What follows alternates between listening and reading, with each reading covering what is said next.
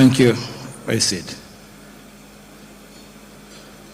Your Excellency Samia Suluhu Hassan, the President of United Republic of Tanzania, Your Highness Sheikh Juma bin Juma Al Maktoum,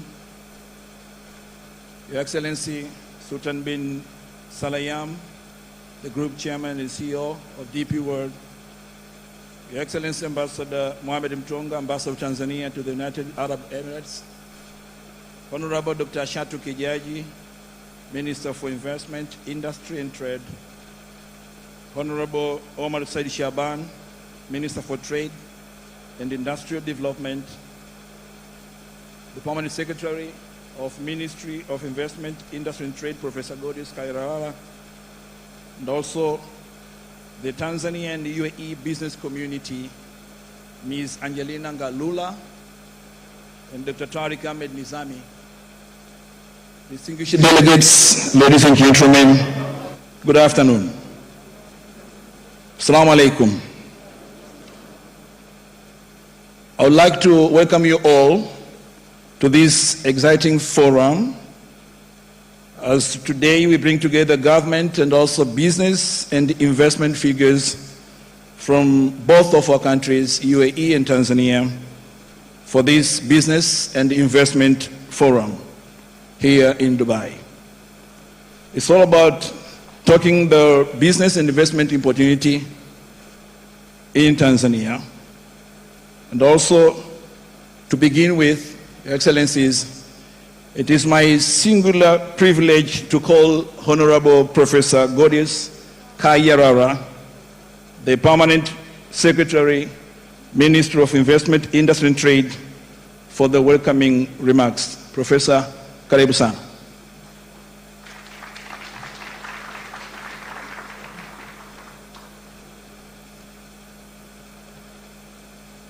Your Excellency Samia Suluhu Hassan, the President of the United Republic of Tanzania, Your Excellency Sheikh Juma, distinguished guests, ladies and gentlemen.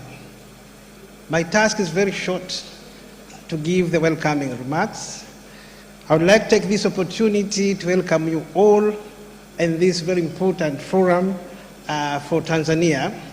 It marks the end of the business that Her Excellency the President Samia Suluhu Hassan has been dealing with for the past 2-3 days here at this Dubai Expo. Today, Your Excellency, the President of the United Republic of Tanzania, you will witness signing of MOUs, 36 MOUs. The Minister will give the details, but different sectors of the economy. And also in this gathering, Your Excellency Samia Suluhu Hassan, the President of the United Republic of Tanzania, you are accompanied by the business people, the politicians from both countries, the traders, and the business community. You have all major companies which are looking forward to forge a relationship and to show their commitment to invest in Tanzania. And we take this opportunity to thank all the companies that have shown interest to invest in Tanzania. We have companies from all range of sizes, all range of sectors. We have big companies like DP World, Del Monte, I can see Ahmed El Sweet, and other big companies from Tanzania. We have Taifa Gas, we have Kagera Sugar, we have, I can see Mohammed Dewish there, I can see Majid, and several others who I can't mention. I take this opportunity to thank you all for coming to support Tanzania, to support Her Excellency, the President, in fulfilling her long-term mission to ensure that Tanzania economy changes. She has been with this main slogan, to open up the economy. Today we will witness to what extent the economy of Tanzania is going to be opened. It will really be opened because we have range of sectors, range of investors from all over the world who have shown interest to come and invest in Tanzania. With all these few remarks, I take this opportunity once again to welcome you all and wish you all the best. Thank you very much.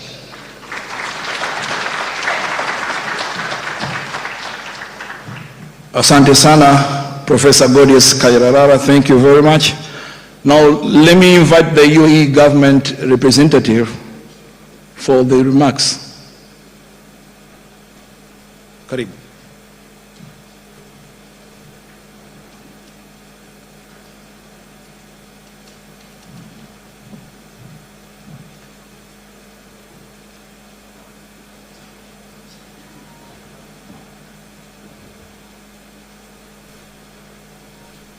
Bismillah ar-Rahman ar-Rahim.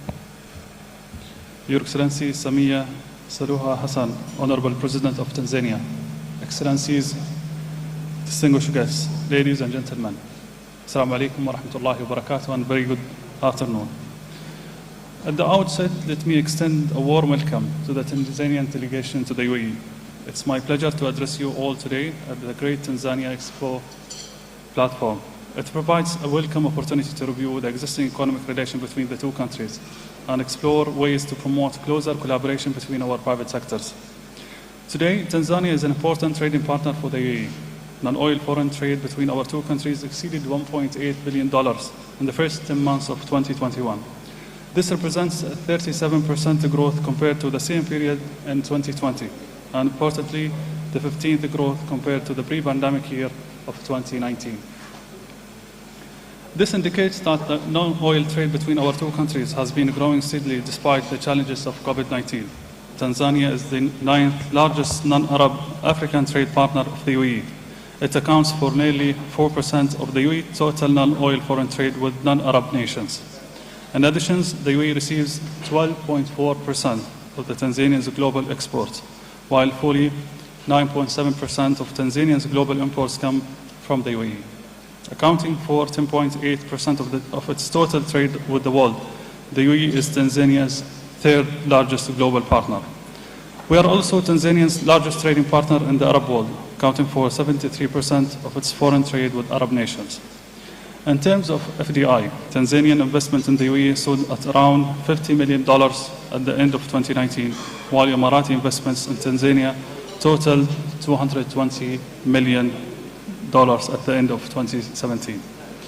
Ladies and gentlemen, in line with the direction of our wise leadership, the UAE is keen to build and maintain robust relations with strategically important countries of the world.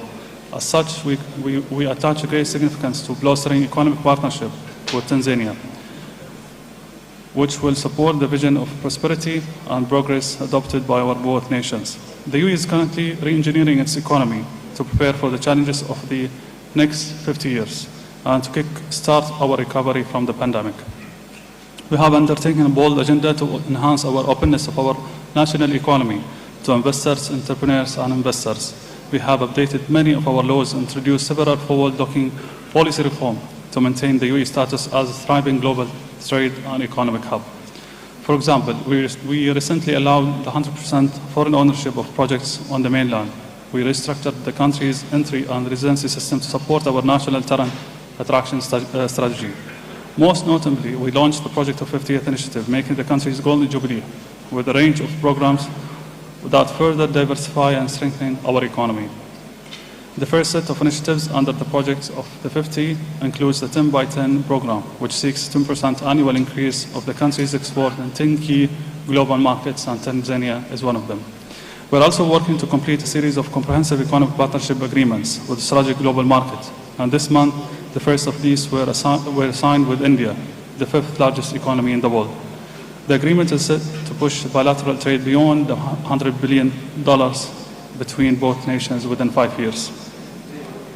Ladies and gentlemen, the UAE has been always known as a vibrant global business and investment destination. We offer an advantageous location, strong financial reserve, large sovereign wealth funds, strong spending on development projects, solid, stable, and resilient economy. Moreover, the country is directed connected to more than 250 cities worldwide, and has a land, sea, and air transport system that is among the most efficient in the world. Besides, the UAE's global competitiveness logistics sector with a network of highly developed ports and airports present tremendous opportunities for trade and investments exchange for companies operating in the country. Also, as the third largest global re-export hub, the UAE is well equipped to support re-exports from Tanzania and East African nations to various Asia and European markets.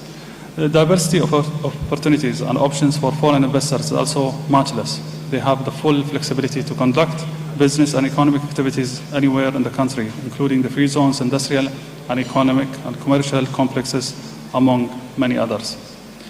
Ladies and gentlemen, over the past 50 years, we have worked to establish the UAE as our region's primary business hub. We are confident our markets have immense contribution to make the success of Tanzanian business people and investors. And as we guarantee full support to ensure the UAE will provide the springboard to success. Tanzania's full and active participation in Expo 2020 Dubai has provided an opportunity to intensify dialogue between our private sectors and to create new dimensions to our economic partnership. Let this be the beginning of a new era in the UAE-Tanzania trade and investment cooperation. Wish you all the best in the forum. Thank you.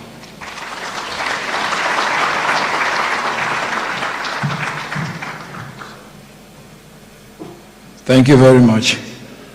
Your Excellencies, ladies and gentlemen, now please, Madam Angelina Ngalula, the Chairperson of Tanzania Private Sector Foundation, please, you're welcome for the, karibu sana, this one.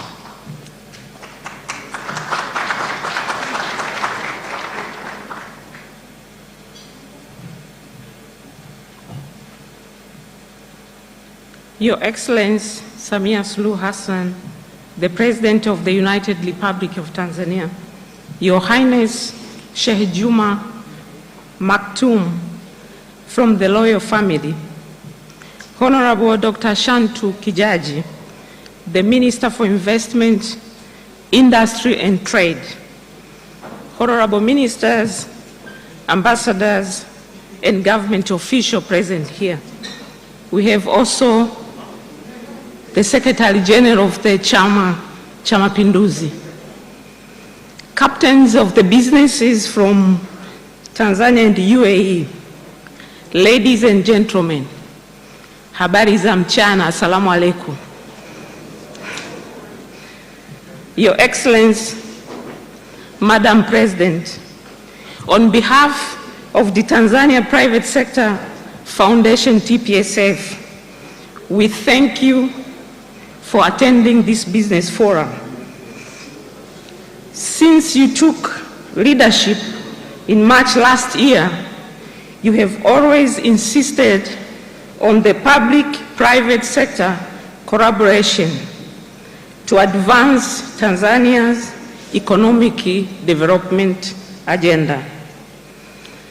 Madam President, for the presence of this powerful business delegation here today is a result of your effort. Even the organization of this business forum has been made possible through the collaboration of the private sector and the government. And we would like to take this opportunity to thank our own Dr. Shantu Kijaji, the Minister for Investment, Industry and Trade, and Professor Kiarara, the Permanent Secretary, for their excellent coordination. We also thank our partner, Ms. Latifa Hamis, the Director of TanTrade, and Dr. Maduhu Kazi, the Director General of Tanzania Investment Center, and Mr. Shanif Sharif, the Director General of ZIPA, for their superb organization. Your Excellency, Madam President, over the last 11 months of your leadership, we have witnessed a marked improvement in the business enabling environment for facilitation of trade and investment, and a real commitment to support business and investments in the country. The business world has heard your call, and today in this room, we have over 100 business people from around the globe wanting to invest in Tanzania.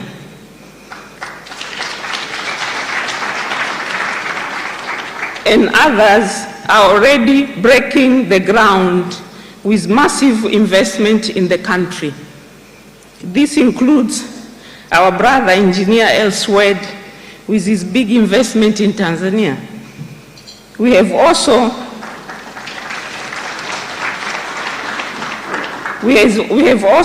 Paknan Kafafi, the CEO of Taka Arabia, and our brother Edem, the Vice President of Yapi Merkezi. This is a testimonial that Tanzania is open for business.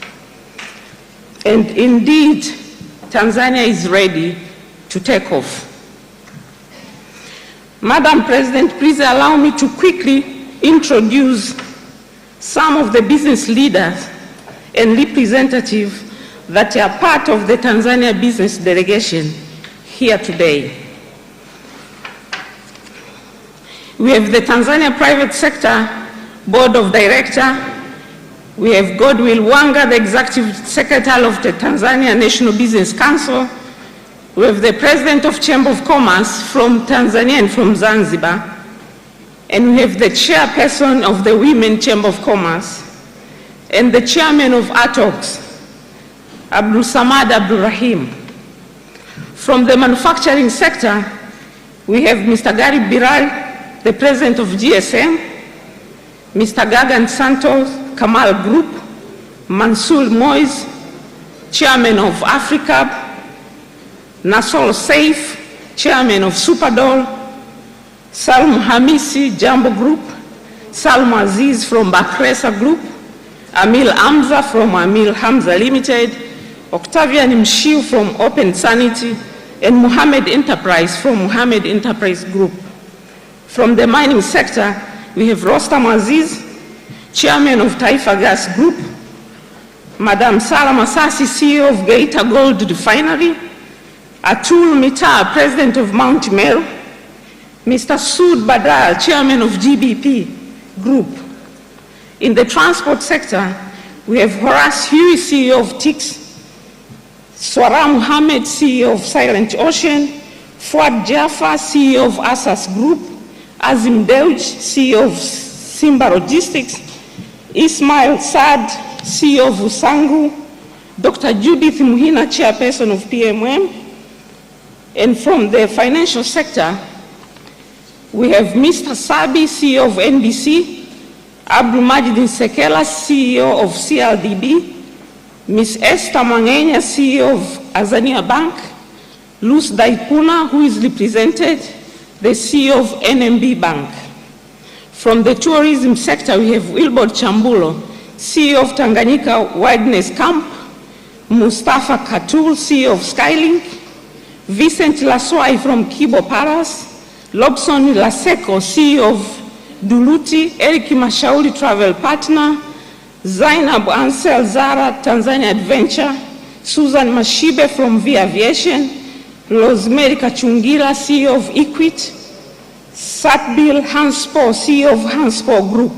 In construction, we have the chairman of Yapi Melkez, Mr. Adam. We have Mr. Mringo, chairman of DEM Group. We have Maida Waziri, the CEO of Ibra Contractor. In agriculture, we have Jacqueline Mkindi, the CEO of TAR Group. Madam Dio. We have Mek Sadiq, Madam Dio from PAN Tanzania Agricultural Development, Geso Bajuta from Bajuta International. In the service sector, we have Godfrey Magira from Magira Tech, Honorable Sylvester Coker, Chairman of SF Group, Mr. Joseph Kusaga, CEO of Crowds Media, Mr. Mustafa Hassanari from CEO 361 Degree, Samil Abdai, CEO of Shoppers Plaza. From Zanzibar, we have Honorable Taufik, Chairman of Vigo Turkey Group, Mr. Alamul, CEO of Fishermen Tours and Travel, Mr. Zanki from Zanki Aqua Farms.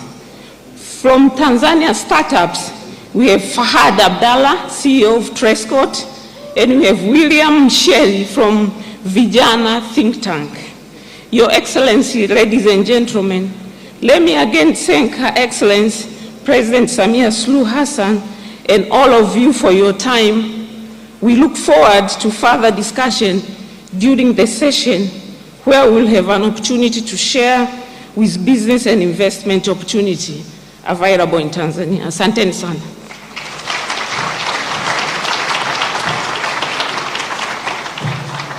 Asante sana, Madam Angelina Ngarula, Chairperson of Tanzania Private Sector Foundation, TPSF. Now the moment for the signing of the Memorandum of Understanding, the MOUs. Please welcome Professor Kayarara, the Permanent Secretary from the Ministry of Investment, Industry and Trade. Karibu sana.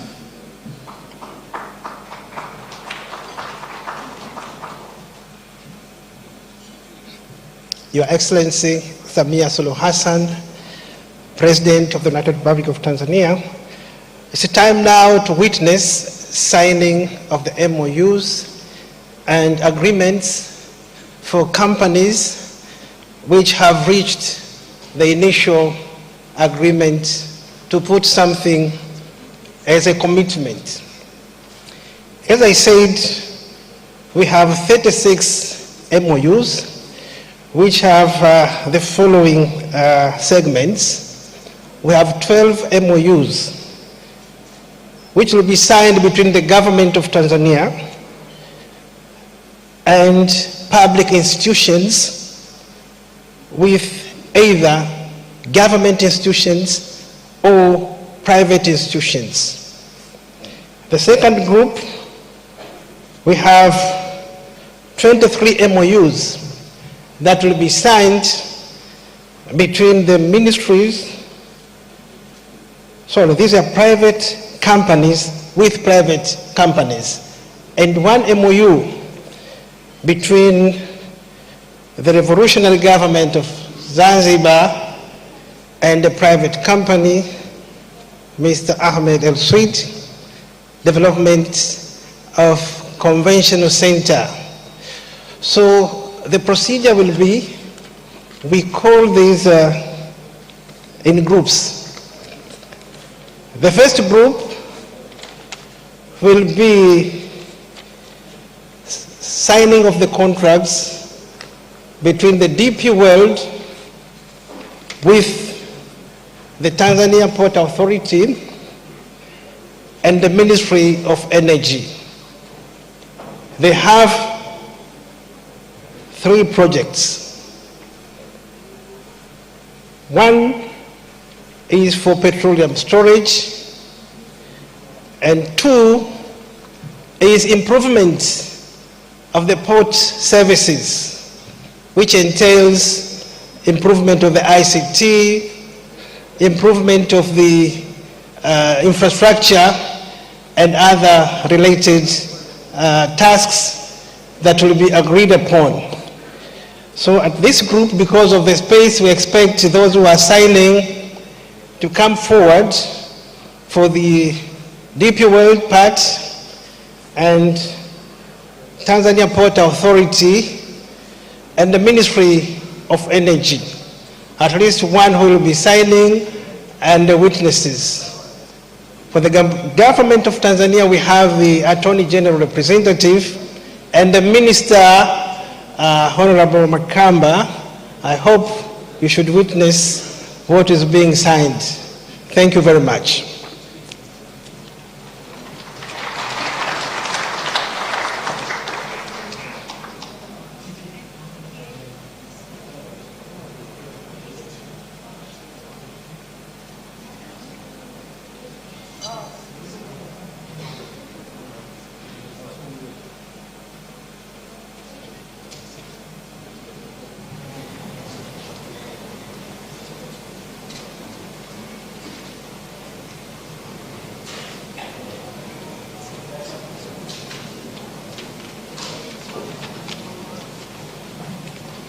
Wakati zoezi hilo linaendelea, kama alivyosema moderator kwamba tutatumia lugha zote mbili. Hii ni kwa faida ya wanaotizama live kule nyumbani. Kama tulivyosema, tuna MOU 36. Thamani yake ni dola bilioni 7.43 sawa na shilingi za Kitanzania trilioni 17.35.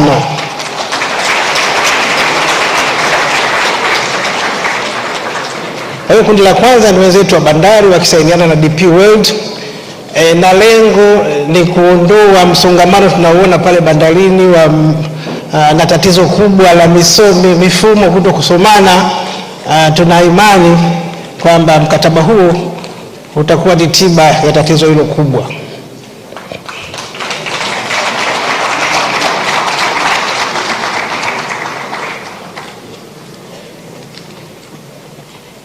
So still DP World, you have several other, 2 more I hope.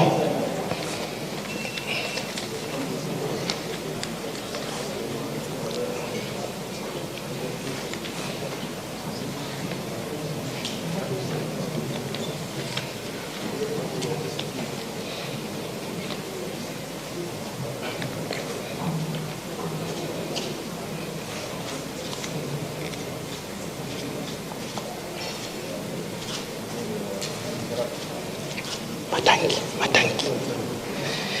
Mkataba unaofuata ni wa ujenzi wa fuel terminal ambayo itasaidia katika kuhifadhi mafuta, lakini lengo ni kupunguza bei ya mafuta. Tutapokuwa tunahifadhi mafuta, tuna uwezo wa kupata mafuta na kuwa na akiba kubwa, na vile vile kusaidia katika kudhibiti bei ya mafuta kwa maana ya petroli na diesel.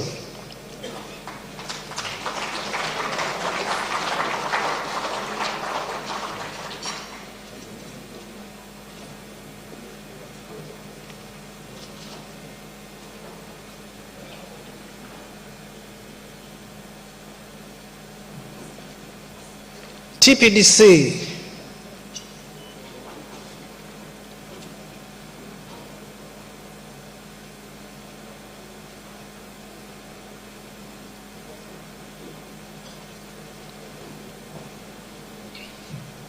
TPCD with the ADNOC company.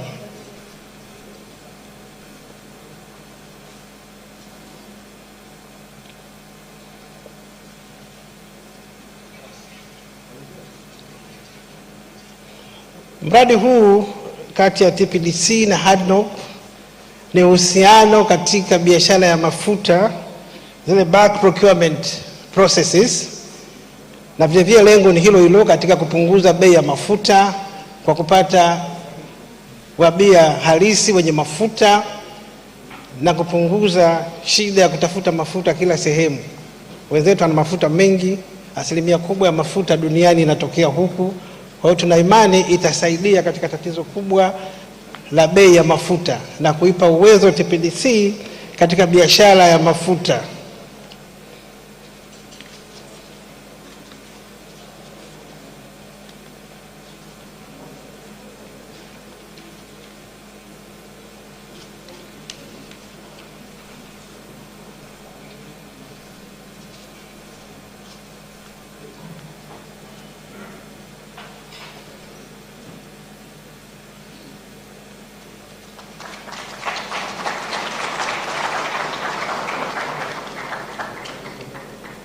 Honorable Makamba, I think next we have the TANESCO and Abu Dhabi Future Energy. TANESCO,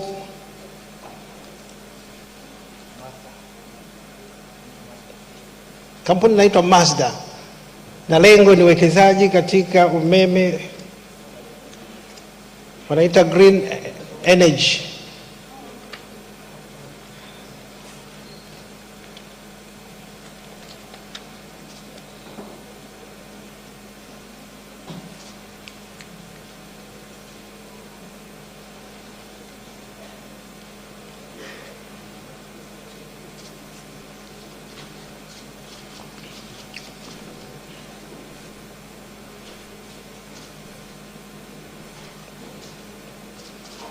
TTCL and Uae should be prepared. It's the next in the list.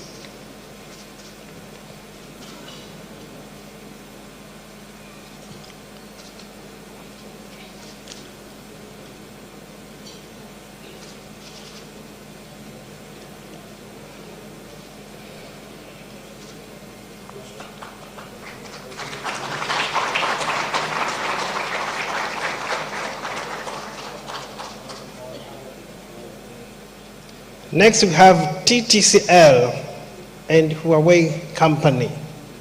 This is a project on ICT.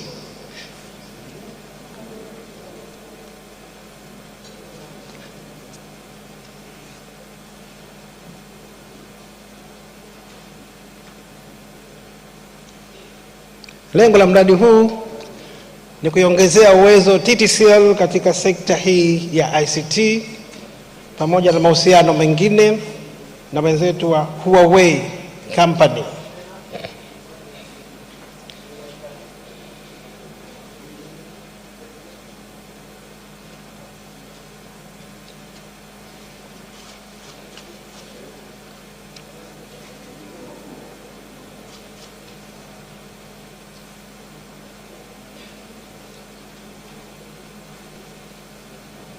And we have got other MOU with the Ministry of Information, so those who are responsible for signing should get prepared.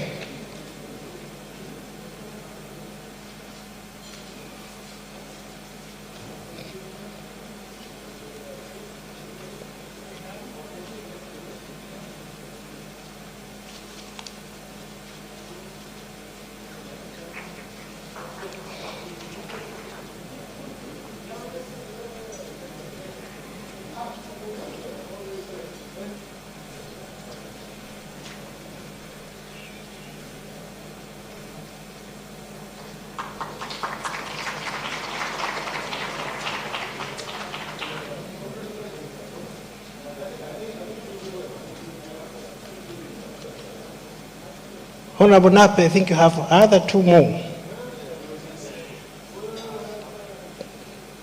TSN? No, not TSN.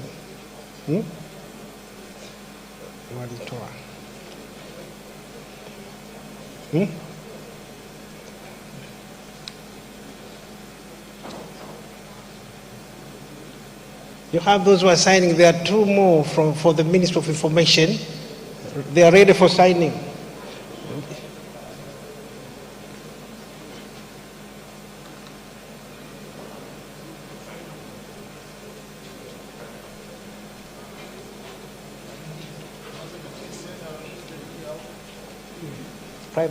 Private office. Yes, you have two contracts. One. Okay, thank you.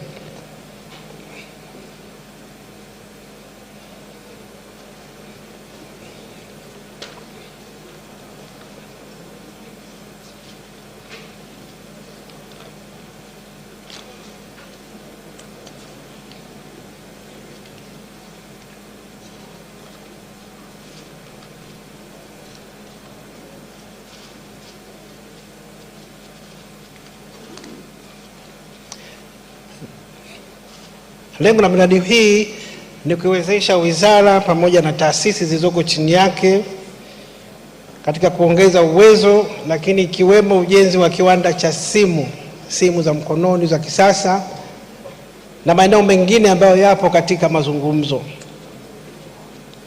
Next in the list we have STAMICO and ACME. STAMICO, you have two contracts or two projects in one contract. Be prepared.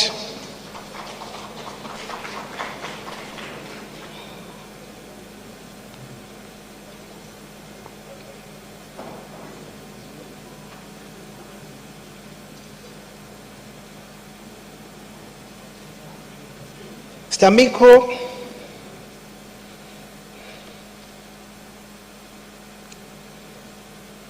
miradi hii ya wenzetu wa STAMICO ni matokeo ya Dubai Expo. Wamepata partners, kwa hiyo wanasainiana, na ipo katika drilling, pamoja na consultancies.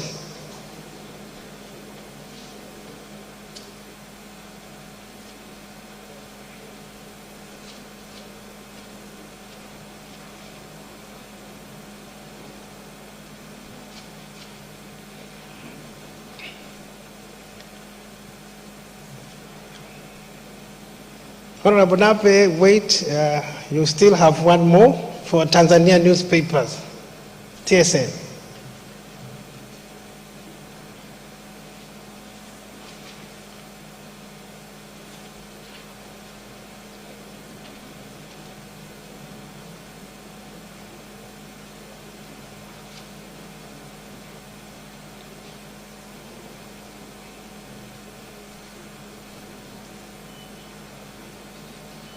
Kama tulivyosema, miradi hii ya STAMICO ni matokeo ya kushiriki katika Dubai Expo.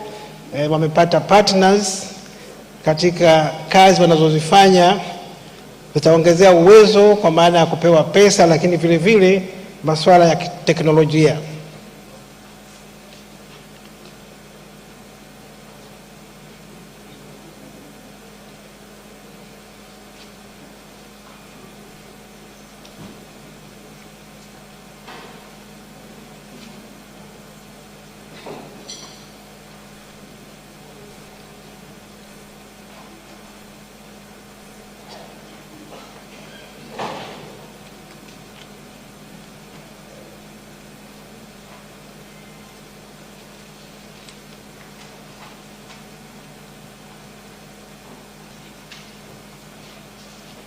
So thank you very much. Next we have Tanzania newspaper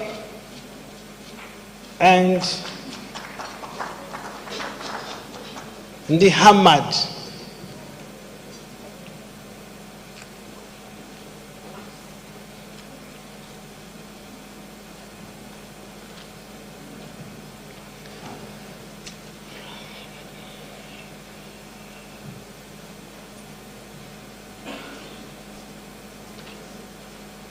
Ushirikiano huu wa Tanzania newspaper ni matokeo ya Dubai Expo na ushirikiano katika shughuli mbalimbali ambazo wanazifanya. Wamepata partners. Yangu maelezo yake ya waziri wangu. Kwa hiyo wanatiliana sahihi mikataba hiyo kama kufungua mahusiano kwa shughuli ambazo TSN wanazifanya. The Ministry of Agriculture should be prepared. You have 4 MOUs.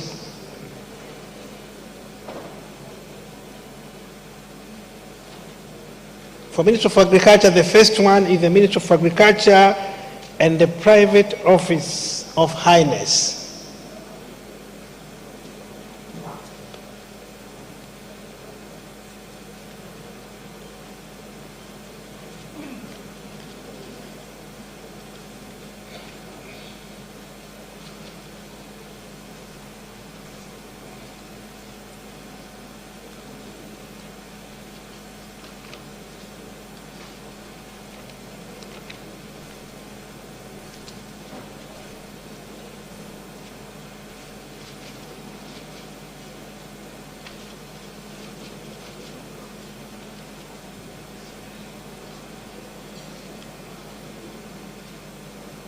Next is the Ministry of Agriculture and the Highness Office.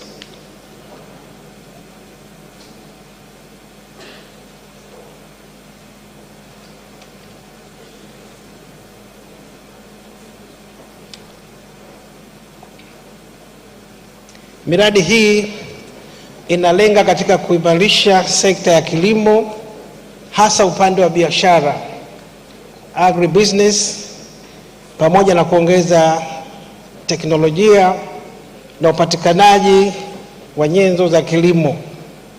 Kwa hiyo Wizara ya Kilimo kwa kushirikiana na Highness Office wana miradi mikubwa sana, ni kati ya miradi mikubwa sana ambayo imesainiwa ni katika sekta ya kilimo.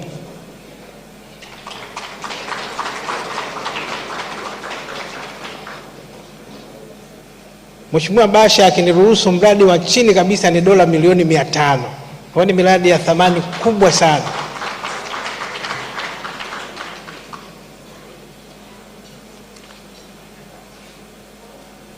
Kwa hiyo wana miradi minne, nadhani yote itasainiwa kwa kufuatana.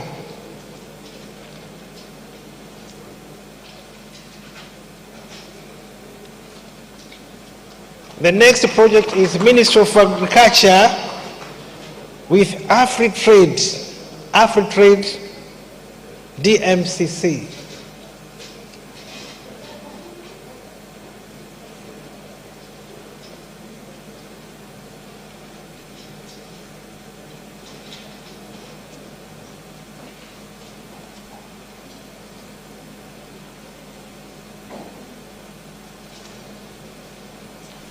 Mradi huu nao ni mkubwa, ni matokeo ya Dubai Expo, unalenga katika kuimarisha biashara katika kilimo, kufungua soko la bidhaa za Tanzania katika nchi za Middle East na sehemu mbalimbali duniani, lakini vile vile kuongeza uwezo wa wawekezaji, wakulima na wafanyabiashara katika sekta hii kwa upande wa Tanzania. Kwa ndio mikataba ambayo inasainiwa hivi sasa kati ya Wizara ya Kilimo na Afritrade DMCC.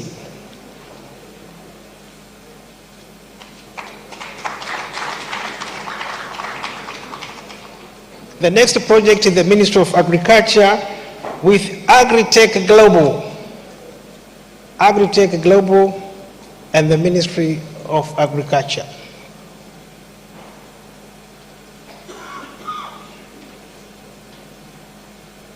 Agritech Global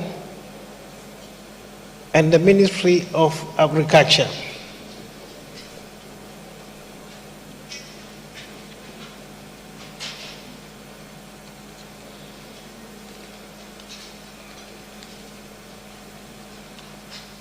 Mradi huu ni kati ya miradi mikubwa sana, na wenyewe lengo ni hilo, kuimarisha kilimo,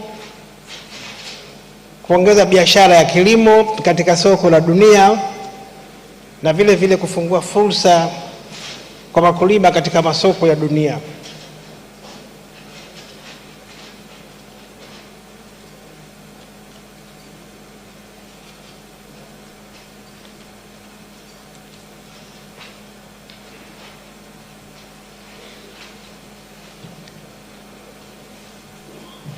The next project now is for the Ministry of Trade.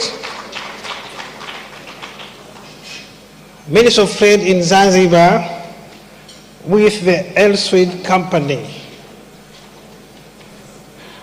Agriculture, you still have one more. I think you will be called.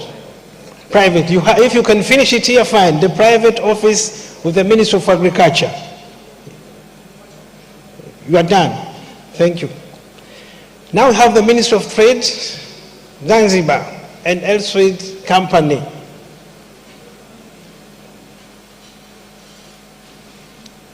They are going to invest on International Convention Center. It's a tourism project.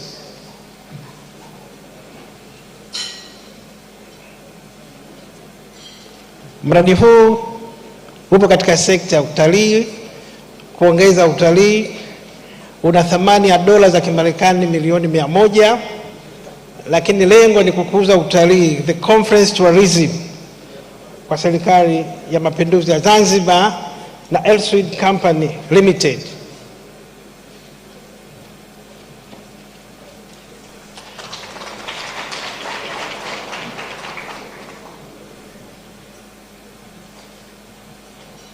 The next project is via aviation and JETEX FZE. Via aviation and JETEX FZE.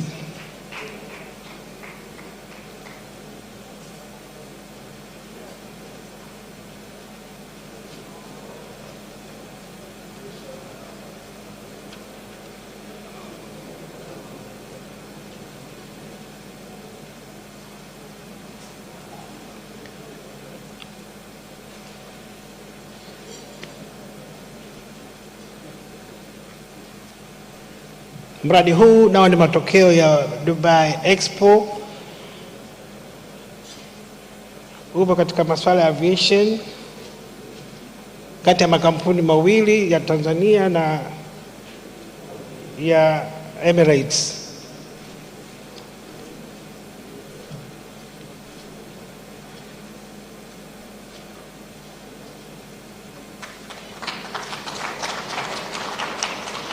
Next we have Terra Commodities and Transworld Aviation, FZE. Terra Commodities and Transworld Aviation, FZE.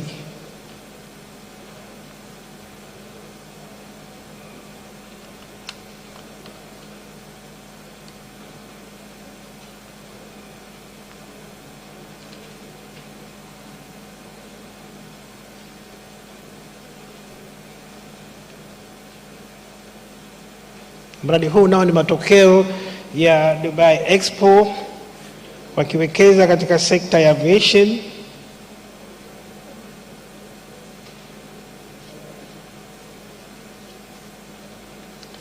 Kamal Alloys and GBSN should be prepared,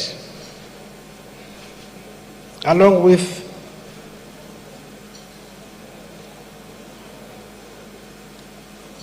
if it's the same company, Lulu Hypermarkets, they will be following one after another.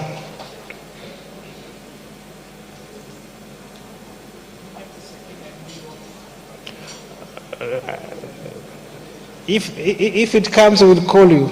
We are following a certain order. The next is Kamal Alloys and GBSN. Miradi hii inalenga katika kukuza biashara kati ya Tanzania na Emirates, ikiwemo uuzaji wa bidhaa katika supermarkets.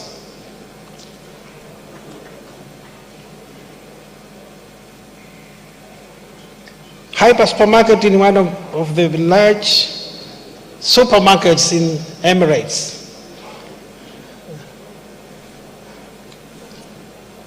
They have interest to invest in supply of cashew nuts and other agro-processed products from Tanzania to Emirates.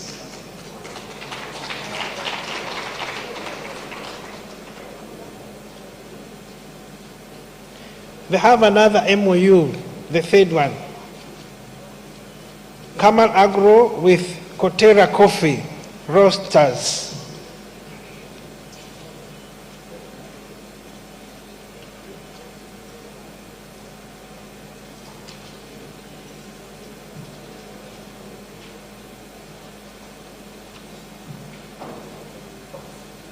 Kama tulivyosema, miradi hii inalenga katika kukuza uuzaji wa bidhaa katika supermarkets za Emirates kutoka Tanzania, lakini wameanza na coffee na cashew nuts.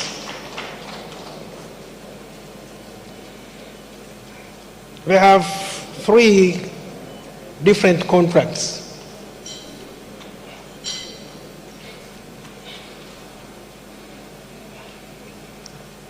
Na makubaliano hayo ni matokeo ya Dubai Expo kama tulivyosema, na lengo ni kukuza kilimo kwa kuongeza thamani na kuuza nje ya nchi.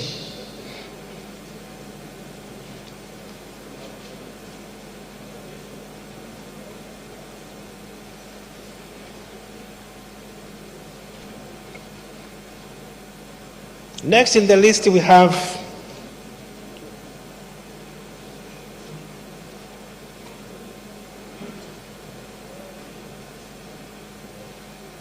Sino. Next in group we have the Simultaneous Kibaha Industrial Park. This is a park which has attracted a number of investors who will be investing in the park. It will be developed by the Group 6 and partners from China. The name of the park is the Simultaneous Kibaha Industrial Park. Be prepared.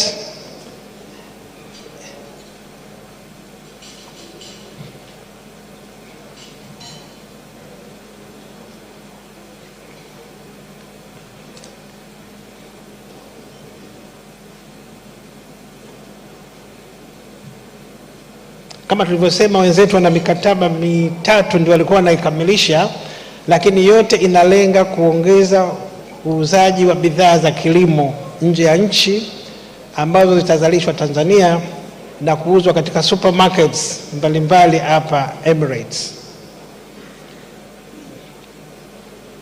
So next in the list we have the Sino-Tan-Kibaha. Because there are several investors, they will be coming depending on the space we have. We hope we have about 5 or 6 representing other potential investors who will be in the park.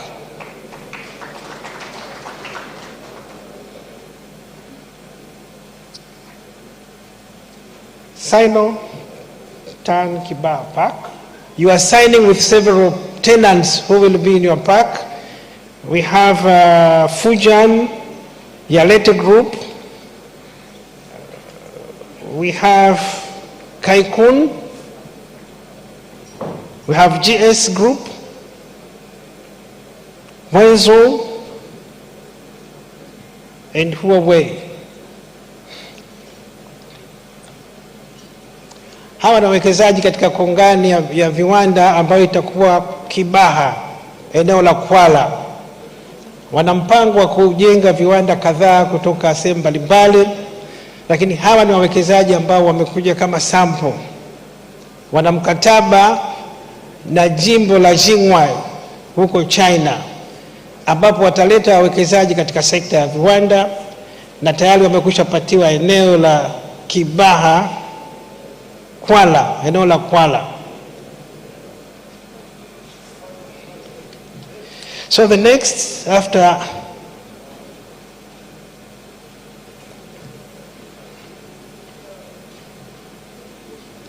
so Sino, I hope you are still completing.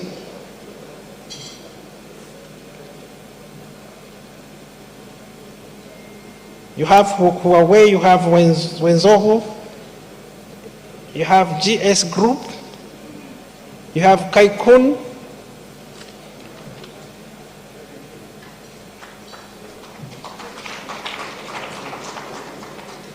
you have Yalete Group. Kama tulivyosema, wawekezaji hawa watakuwa wanazalisha bidhaa mbalimbali, viwanda vitakuwa vingi. Hii ni sample ya viwanda kadhaa. Watakuwa wanazalisha nguo, wanazalisha vifaa vya ujenzi, wanazalisha bidhaa za chakula na maeneo mengine mbalimbali.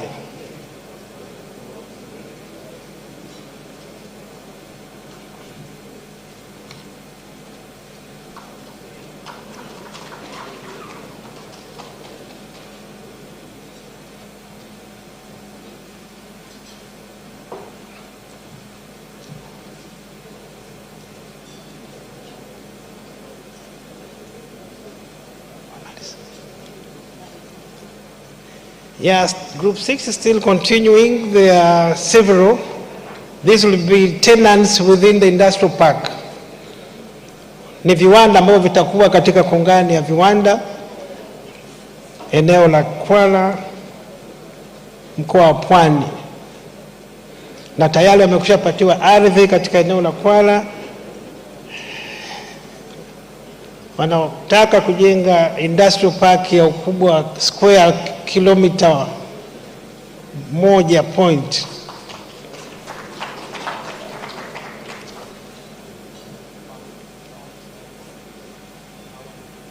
Yes, Uae is one of the tenants. Uae company ni kati ya wapangaji katika hiyo industrial park ya Kwala. Next in the list we'll have Ahmed El Swidi again. After Sino Park,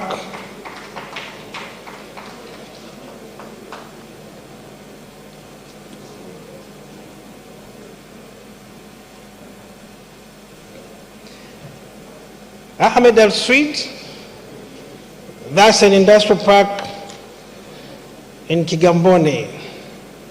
He has some tenants who will be using his park. We have the Roots Commodities, And the pharmaceutical, I think, should also come. They have two representing. Wawekezaji hawa watakuwa eneo la Kisarawe tu, Kigamboni. Wana mpango wa kujenga viwanda 100 katika hiyo park, na wameshaanza kumobilize wapangaji watakaokuwa katika hizo park, na baadhi ndio wanasaini katika mikataba hii. Kuna watakaowekeza katika madawa, the pharmaceutical industries, and those who will be investing in food processing. Mradi wa madawa unatarajiwa kuingiza viwanda zaidi ya 10 katika zone moja kwenye hizo parks. Kwa hiyo anayesaini ni mtu wa Dubai kwa niaba ya wenzake, wakishuhudiwa na Ahmed El Swid ambaye ndio mwekezaji mkubwa katika eneo hilo, na Mr. Ibrahim ambaye ndio mkurugenzi wa Afrika Mashariki katika kampuni hiyo.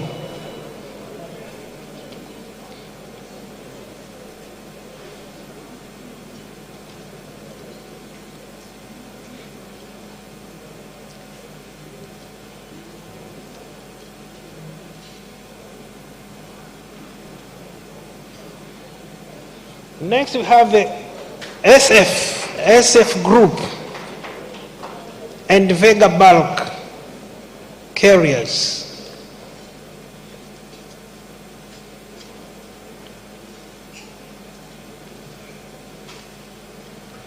SF Group and Vega Bulk Carriers.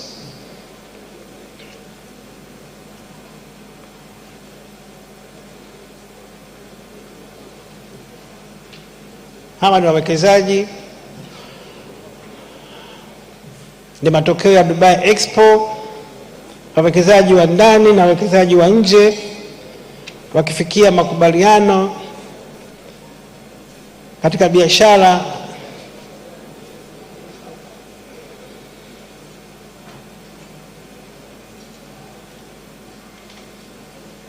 na lengo ni kukuza biashara na mauzo ya nje pamoja na kuimarisha teknolojia na upatikanaji wa mitaji kwa sekta binafsi.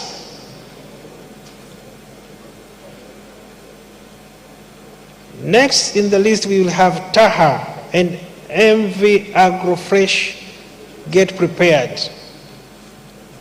Tanzania Horticulture Association.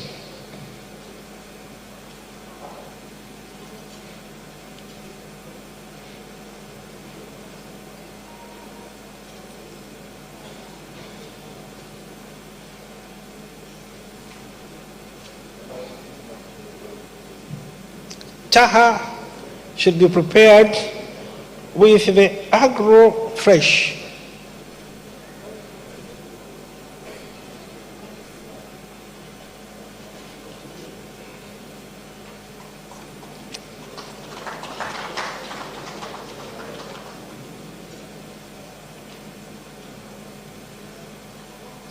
Taha and Agrofresh.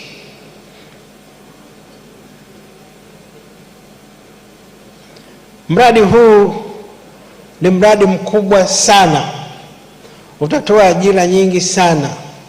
Walipotuletea tukasema tuzipunguze kwanza ili waanze, lakini ajira ni kubwa na lengo ni kufungua soko la horticulture products kwenda India.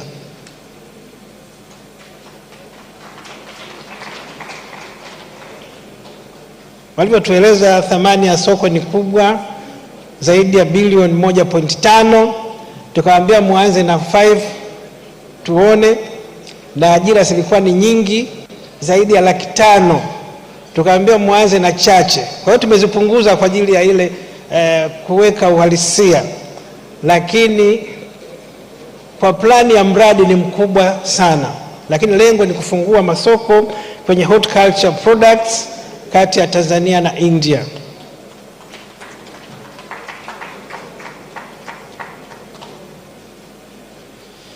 Next we have Terra Commodities and Transport Aviation.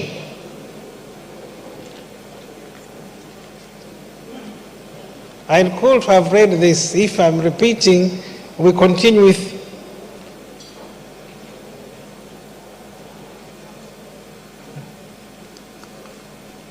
or you have another MOU. Terra Commodities and Trans World Aviation.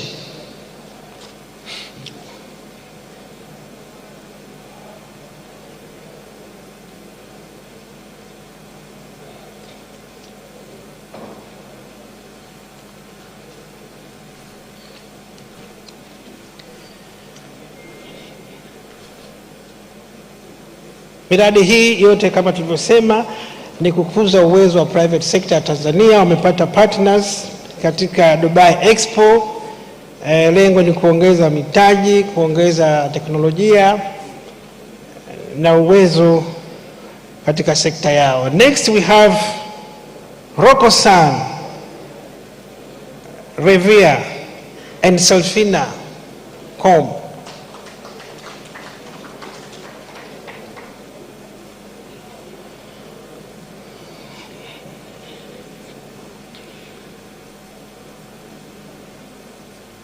Mradi huu ni ubia wa makampuni matatu.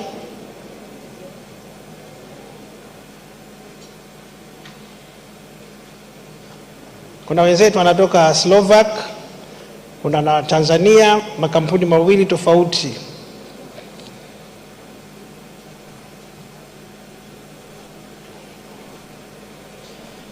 Mradi huu ni kwa ajili ya uzalishaji wa mbolea organic fertilizer kwa kutumia manyoya ya kuku, manyoya ya ng'ombe na mabaki ya mifugo.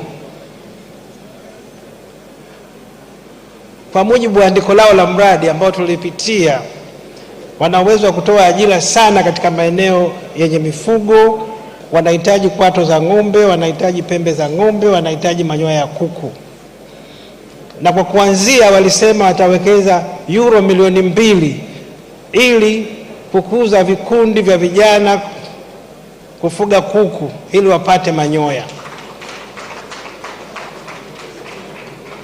Na vile vile watashirikiana na taasisi zetu za kilimo kikiwepo chuo kikuu cha Sokoine.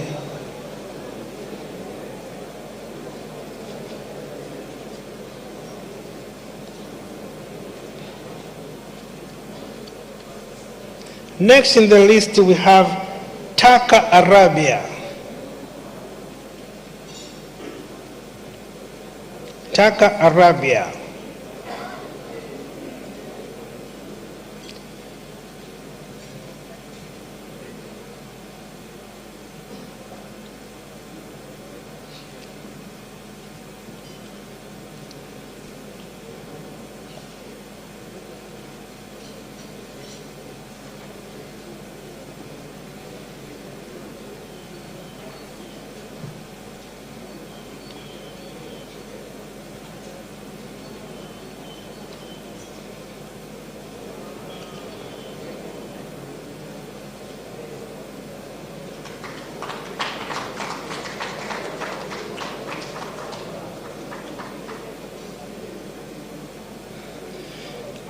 Next we have Taka Arabia.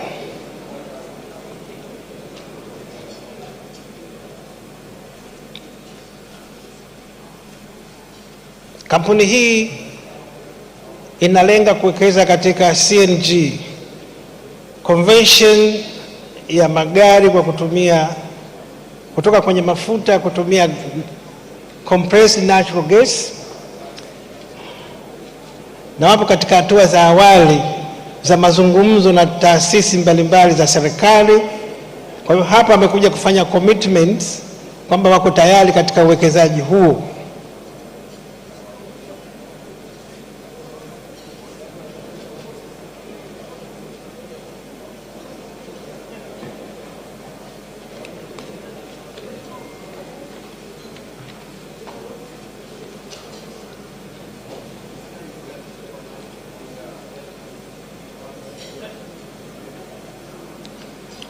Next we have Deltex and Del Monte.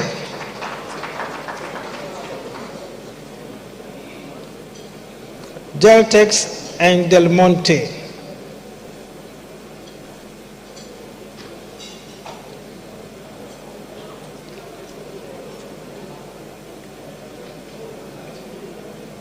Kampuni hizi mbili ni ubia. Deltex ni ya Misri, Del Monte iko Dubai pamoja na US. Ni makubaliano ya uwekezaji katika sekta ya kilimo kwa Tanzania. Wapo katika hatua za awali, wapo katika upembuzi yakinifu. Watashirikiana na Wizara ya Kilimo na taasisi husika katika mradi huu, lakini katika fezi ya kwanza wanataka kuwekeza dola milioni 600 katika kilimo katika maeneo mbalimbali ambayo watakubaliana nayo kutegemeana na feasibility study na analysis ya udongo ambayo wataifanya.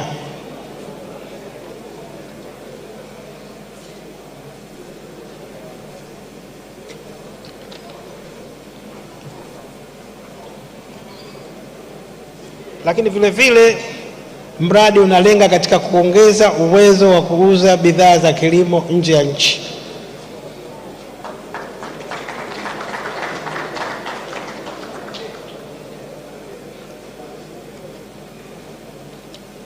Tumaliza.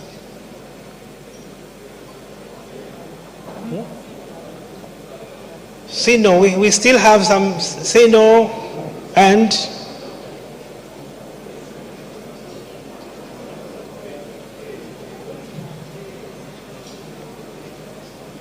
Sinotan and Wenzo.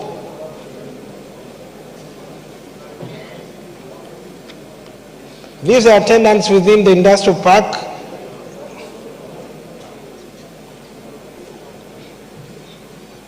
The Kuala Industrial Park.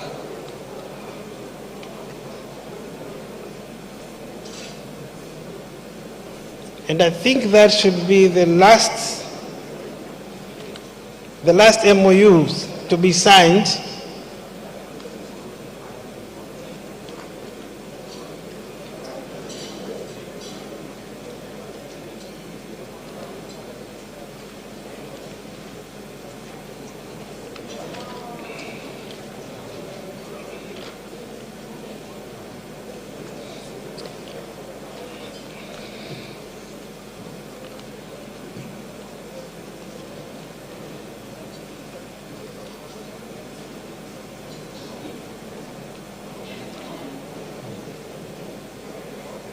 That will be the last MOU to be signed. Hawa wanataka kuzalisha steel katika industrial park ya Kuala iliyopo Kibaha.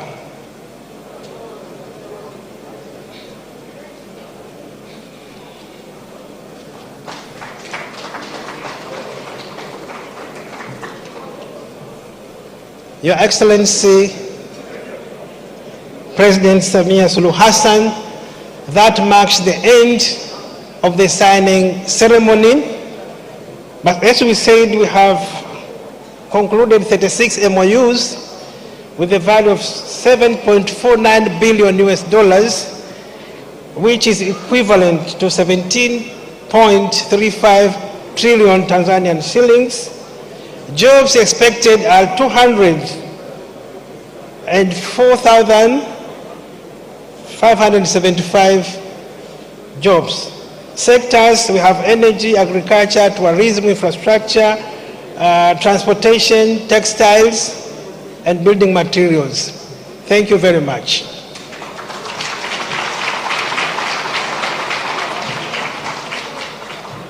Thank you very much, Professor. Asante sana, Professor Kayarawa. Your Excellency, Madam President, Your Highness, ladies and gentlemen, let's have a few minutes to watch this country video from Tanzania that will show the investment opportunity in Tanzania mainland and in Zanzibar. Thank you very much.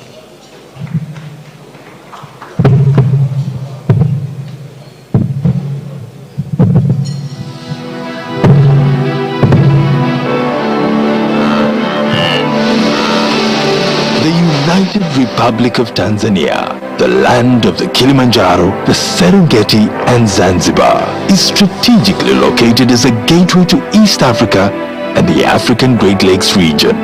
A rising star Tanzania is a middle-income country that has averaged 7% economic growth over the last decade.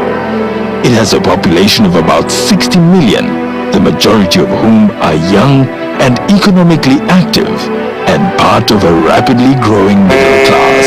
Accessible through the Indian Ocean, Tanzania connects to 6 landlocked countries. It also offers access to a sizable market of about 177 million people in the East African community and 350 million people in the SADC region.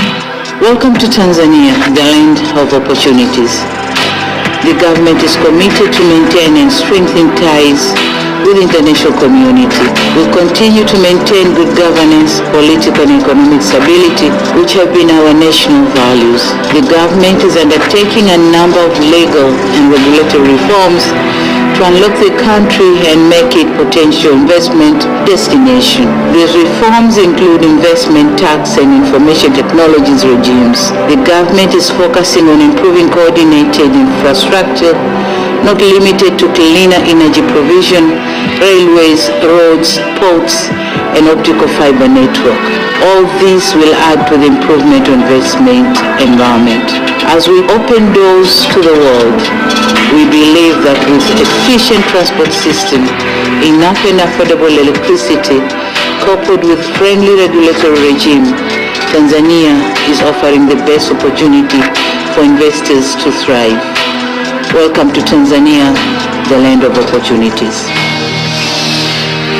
The Tanzania Investment Center hosts more than 10 government investment facilitation institutions, offering a one-stop center that can give approvals, permits, and licenses all under one roof, easing the process and saving time and other resources pertaining to setting up a business in Tanzania.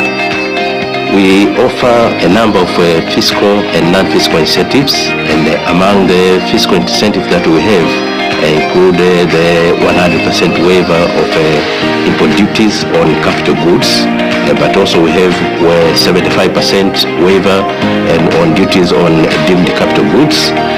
So I invite investors to come and explore the opportunities that Tanzania has to offer.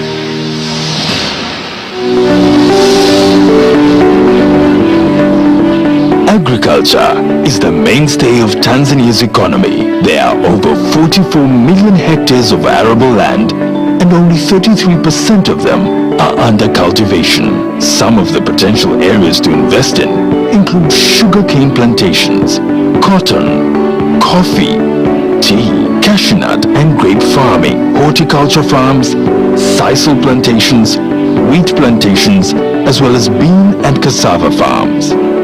One can also invest in the processing of these crops for export.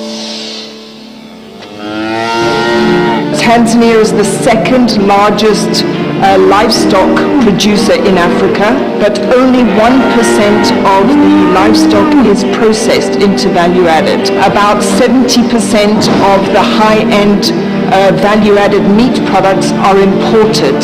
There are very few companies in Tanzania like this which are producing value-added products for the industry. So there is huge potential here in Tanzania.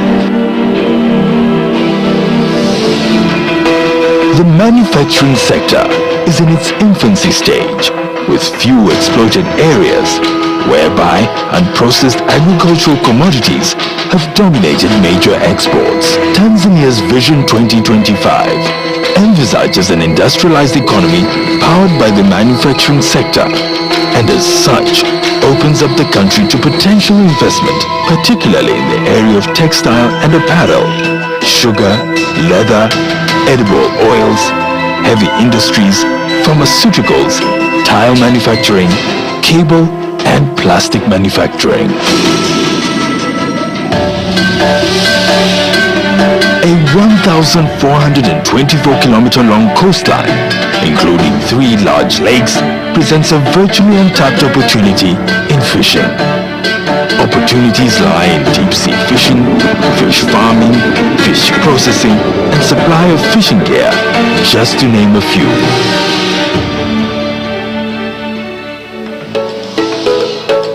Tanzania's wealth extends well beyond the surface. Tanzanite, a gemstone found nowhere else in the world, is testament to the country's mineral riches. Other minerals include gold, coal, diamonds, copper, nickel, cobalt, tin, lead, silver, uranium, rare earth metals, ruby and sapphire. Investment opportunities exist in the areas of exploration, mining and processing.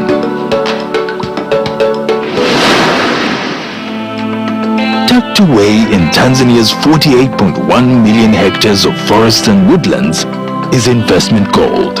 One can invest in industrial plantations, and commercial harvesting can be done in 20 million hectares, equal to 35% of the total volume of forests in the country. Discoveries of significant natural gas reserves in recent years present an opportunity to invest in LNG extraction, further adding to Tanzania's long list of investment opportunities. Doesn't end there. The country's helium deposits in the west of the country are large enough to meet the world's demand for the gas for 20 years. Tanzania is a tourist paradise. New accommodation, entertainment facilities, camping, lodges, and guest houses of international standards. All these are untapped opportunities. Connectivity is key to Tanzania's ambitious growth objectives. The country has invested heavily in the development of its infrastructure, including road networks, railways, air travel, and ports, which connect all regions in Tanzania, as well as 6 landlocked countries. And in ensuring a conducive investment climate, the government has invested in the Julius Nyerere hydropower station, expected to generate 2,150 megawatts, providing reliable and affordable electricity for the entire country. While in Tanzania, investors can enjoy prosperous living in the bustling cities and in the countryside. One can access world-class amenities such as schools, state-of-the-art hospitals that are fast turning the country into a premier medical tourism destination, as well as financial institutions.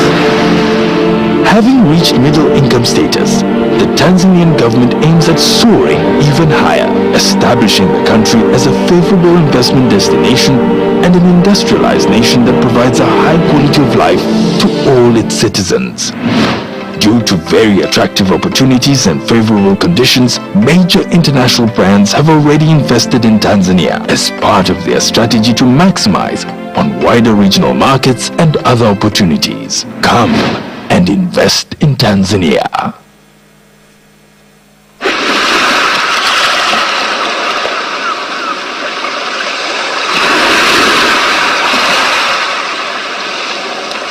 Zanzibar, an ancient regional entrepot, a symbol of modernization, and a center of cultural fusion.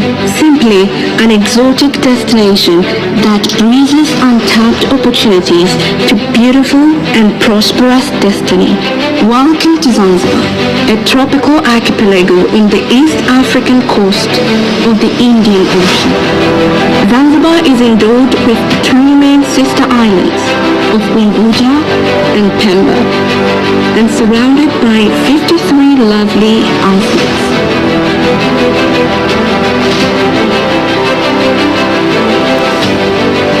Zanzibar provides spectacular investment opportunities which guarantee financial dividends in the blue economy, infrastructure, real estate, tourism, agriculture, manufacturing, and energy. Its strategic location, a stable government, and open market opportunity are just a few examples that complement the best business environment.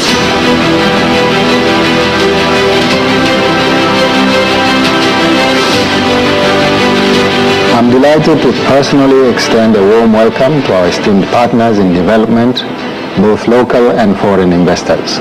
Zanzibar has been blessed with 3 main endowments that will attract serious investors.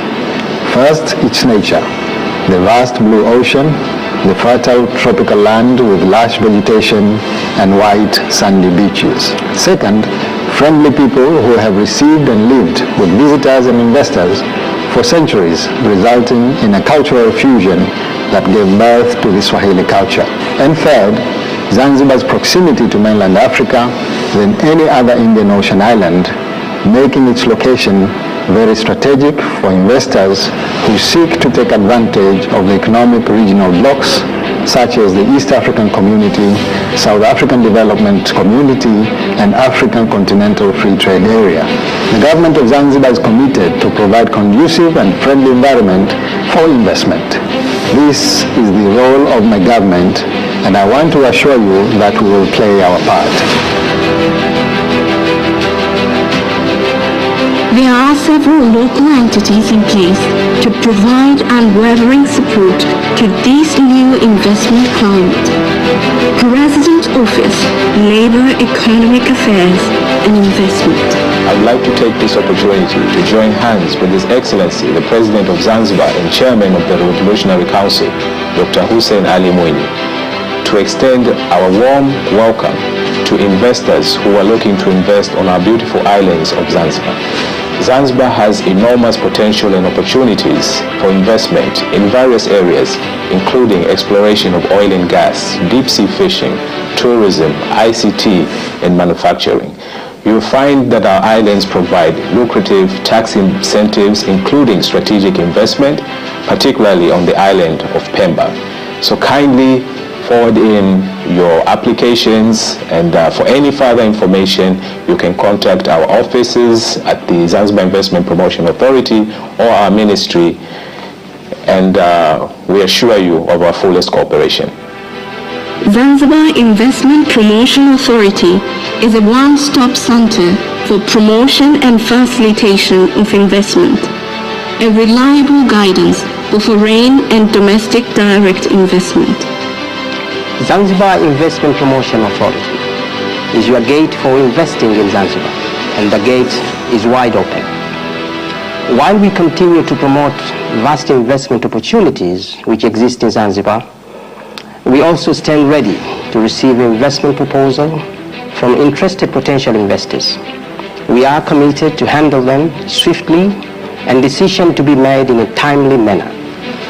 For more guidance on technical know-how on the procedures and processes of investing in Zanzibar and their related issues, please go through our investment guideline and the website should you still have more inquiry.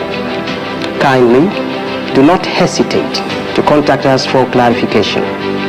We hope to issue another guideline shortly, specifically highlighting for small islet investment across Zanzibar. We therefore look forward to hosting you and partnering with you for mutual benefit. Asante, karibuni sana. Right economic environment, right opportunity for investment.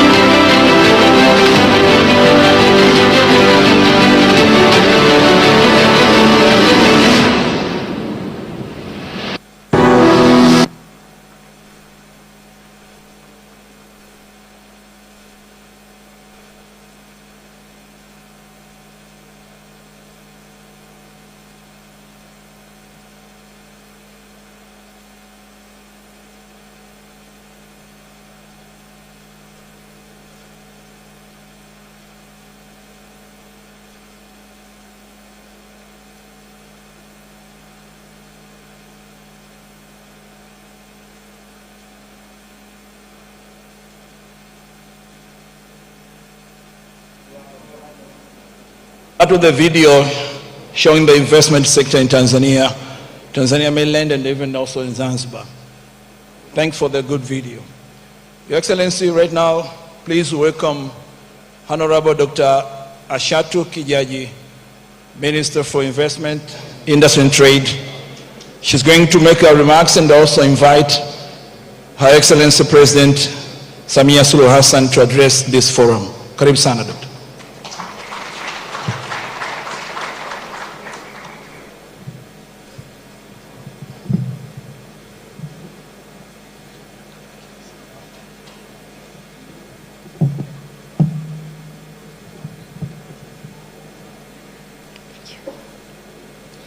Your Excellency Samia Suluhu Hassan, President of the United Republic of Tanzania, Sultan Ahmed bin Sulaim, Group Chairman, Your Excellency Juma bin Maktoum Al Maktoum, Member of the Royal Family, Your Excellency Dr. Thani bin Ahmed Al Zayed, Minister of State for Foreign Trade of the United Arab Emirates, my fellow honorable ministers from the government of the United Republic of Tanzania and the Revolutionary Government of Zanzibar, Comrade Daniel Chongolo, Chama cha Mapinduzi, General Secretary, Comrade Shaka Hamdu Shaka, Chama cha Mapinduzi, Spokesperson, Your Excellency Ambassador Mohamed Mtonga, Ambassador of Tanzania to the United Arab Emirates, permanent secretaries and government officials from the two governments, my colleagues, Member of Parliament, led by the Chairperson of the Parliamentary Committee on Industries, Trade and Environment, Honorable David Mwakiposa Kihenzile, Ms. Angelina Ngalula, the Chairperson of Tanzania Private Sector Foundation, Your Excellency Humaid bin Salem, Secretary General of the United Arab Emirates Chambers of Commerce, distinguished business communities from Tanzania, UAE, and other participating countries, distinguished invited guests, ladies and gentlemen, Assalamu alaikum. It is my very great pleasure to welcome you all in this auspicious event, Grand Business and Investment Forum 2022 at the climax of Expo 2020 Dubai, which is attended by Her Excellency Samia Suluhu Hassan, the President of the United Republic of Tanzania. I am pleased to welcome you all in this significant and paramount event this evening. Your Excellency Samia Suluhu Hassan, before I welcome you to convey your opening speech, allow me to highlight some few important points about today's forum you are soon to officiate. Your Excellency Samia Suluhu Hassan, as a minister responsible for investment, trade, and industries, I'm obliged to follow closely into your footsteps towards your strong commitment and support, not only in creating flourishing business environment in Tanzania, but also your readiness to move ideas into realities and measurable outcomes from our plans. Your presence in this forum today is an honor and a demonstration of a strong commitment and readiness in seeing business and investment in Tanzania growing into a higher height. Despite your tight schedule, featured with national and international obligations, we have witnessed that in the last 2 weeks, you have officiated 2 investment and business forums. One was in Paris on 14th of February 2022, and the second one was in Brussels, Belgium on 17th February 2022. Showing your readiness and commitment in seeing Tanzania becoming a business hub in Eastern and Southern African countries, you are here today to officiate this another strategic higher level business and investment forum. Your attendance here today marks a historic moment for us Tanzanians, particularly in Tanzania's investment and business track that we are eagerly await. The business community and I, on behalf of my ministry, expresses our heartfelt thanks to you, Your Excellency, Madam President. Thank you so much na tunakushukuru sana sana. Your Excellency, in front of you or behind you are over 400 members of the business community from Tanzania, UAE, and other participating countries. This forum is a result of Tanzania's participation in the Expo 2020 Dubai.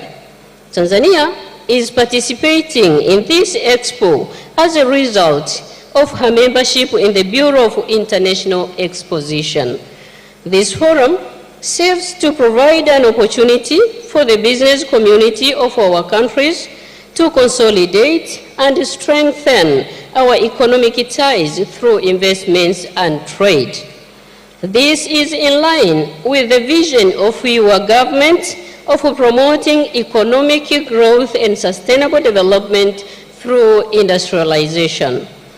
These aspirations will not be possible without active participation of the private sector, and thus it is our hope that through this business forum and the forthcoming one of this nature, members of the business communities will be able to deliver meaningful deliberations on business ventures with mutual benefits to our economies.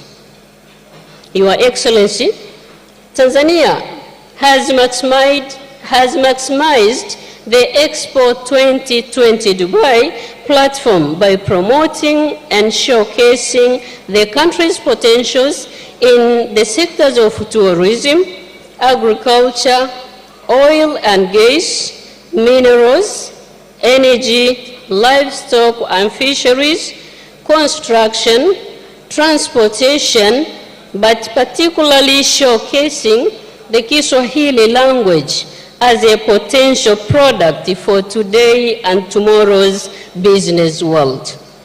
Your Excellency, may I inform you and the general public that during our presence here at the Expo 2020 Dubai, we have managed to coordinate 60 programs in tourism, oil and gas, energy, agriculture, and mining. To date, as you have witnessed in front of you, we have managed also to hold more than 126 government-to-government, government-to-business, and business-to-business meetings inside the Tanzanian pavilion. These meetings were coordinated by TanTrade in collaboration with the Embassy of Tanzania in UAE and participating institutions. Congratulations to our officials who attended these meetings.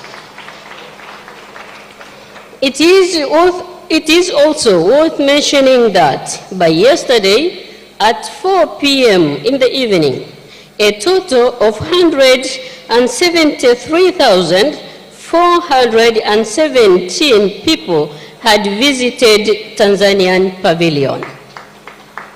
For only yesterday, Madam President, the National Day for Tanzania at Expo 2020 Dubai, a total of 8,408 people visited Tanzanian pavilion.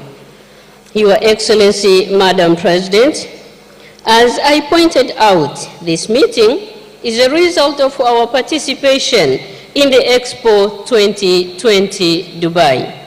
To many businesses here, this is the climax of their ongoing business engagements for the past 5 months, and as an outcome, and as you have witnessed in front of you, Madam President, that we have managed to sign 36 memorandum of understandings valued at 7.49 USD billions, which is equivalent to 17.35 Tanzanian shillings.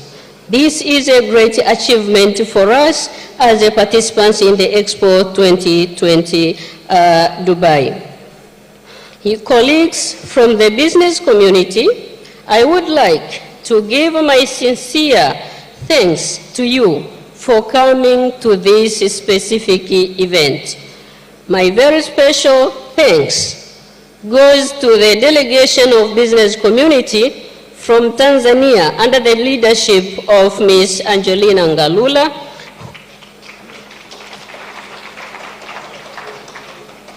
who have taken trouble and traveled from Tanzania to Dubai specifically for this forum.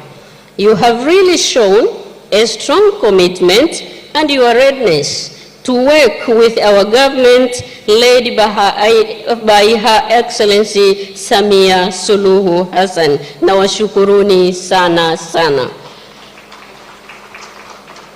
As a minister responsible for investment and trade, I assure you that my colleagues in other sectoral ministries and I will closely continue working with you to strengthen and sustain our ties for the flourishing future of our businesses and investments in Tanzania. I wish to inform you and other potential investors within and outside Tanzania that the 65th government is open-minded to business and investment. Tunawakaribisha sana mje tuwekeze pamoja. You are most welcome to Tanzania. Just come and invest with us. We believe in my ministry that business is nurtured. Business is nurtured and it grows in the principles of dialogue, in the principles of engagement, in the principles of trust, and finally, long-term partnering. Just come so that we work together. Your Excellency, Madam President, I wish to make a commitment to you that my ministry shall make a close follow-up to ensure that the engagements made here in front of you are realized in a win-win condition of all parties and for mutual benefits of our people. As a ministry responsible for investment and trade, we attest our commitment to ensure that your dream of making Tanzania a business hub for Eastern and Southern African countries is apprehended on time. Thank you, Madam President, for trusting us to lead this specific ministry. Distinguished guests, ladies and gentlemen, I believe I just gave some few remarks. It's few remarks. So with these few remarks, please allow me to welcome Her Excellency Samia Suluhu Hassan, the President of the United Republic of Tanzania, to address this gathering and officially open this grand business investment forum. And we say that connectivity, Tanzania is connected and ready for takeoff. Karibu sana, Mheshimiwa Rais.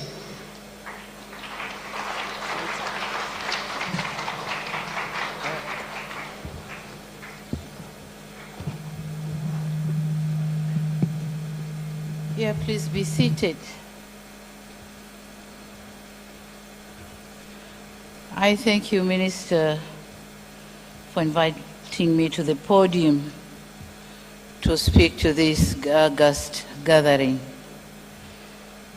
Your Highnesses, Honorable Ministers, CEOs, heads of agencies, ambassadors, business communities, the Tanzania private sector and chambers of commerce from different countries, distinguished guests, ladies and gentlemen, good afternoon and assalamu alaikum.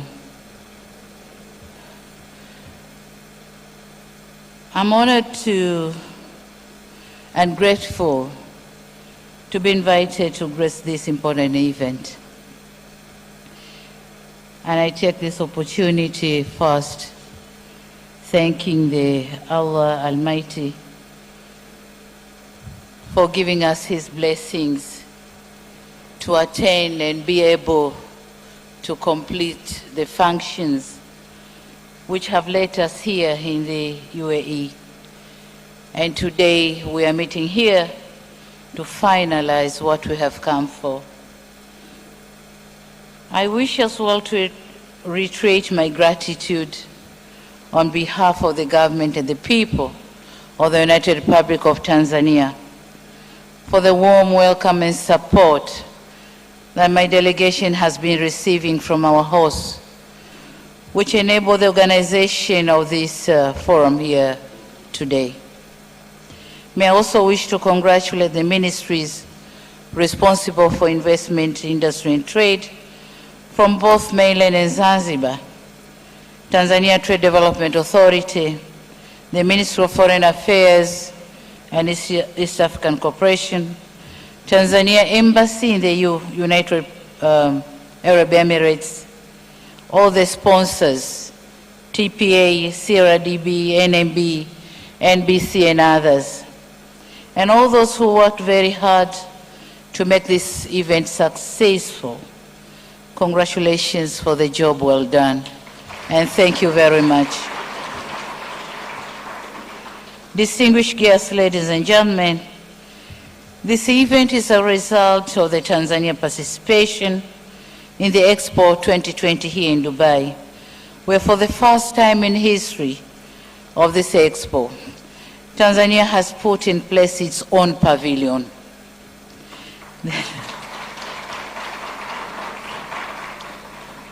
This move has facilitated the holding of a series of meetings with prospective companies interested in doing business and investing in our country. Most of the visitors who visited our pavilion were interested to meet Tanzanian counterparts further for discussion and agreements. And for those who concluded the agreements and wish to join the business community in Tanzania, please be assured of my government's commitment to continue creating better environment for doing business.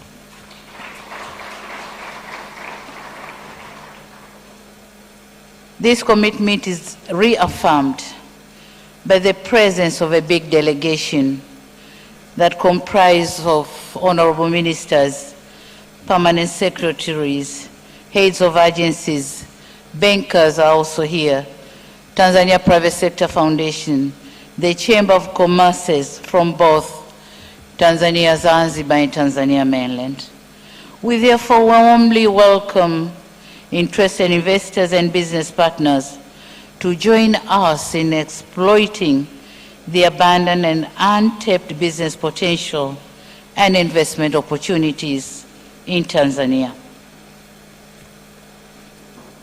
The opportunities ranging from infrastructure, mining, energy, agriculture, tourism, industrialization, and blue economy, which also includes oil and gas. And we have so many other opportunities. And for those who are ready to venture, then Tanzania is the right place for you. You are welcome.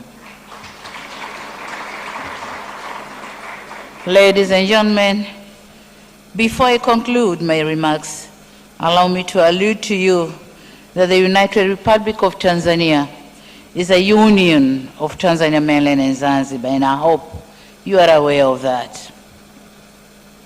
With a total market size of about 60 million people, Tanzania is a member of the East African community that has a market size of not less than 77 million people.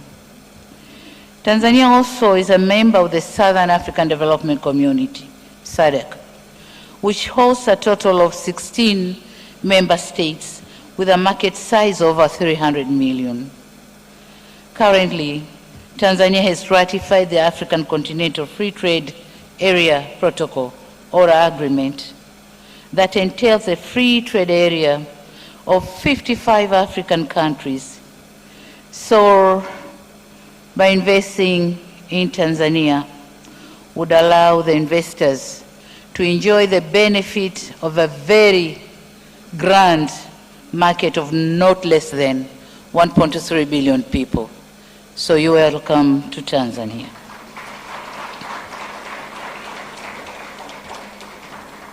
And you know what? Tanzania is very strategically located the port of Dar es Salaam being a gate to the whole of Africa. So when you are in Tanzania, you are in Africa. Karibuni sana. Furthermore, the government values the role of private sector in business and investment promotion, and it shall uphold and strengthen the public-private sector cooperation through open dialogue. Tanzania ought to join hands with the partners in the United Arab Emirates and elsewhere in the world for investment and trading.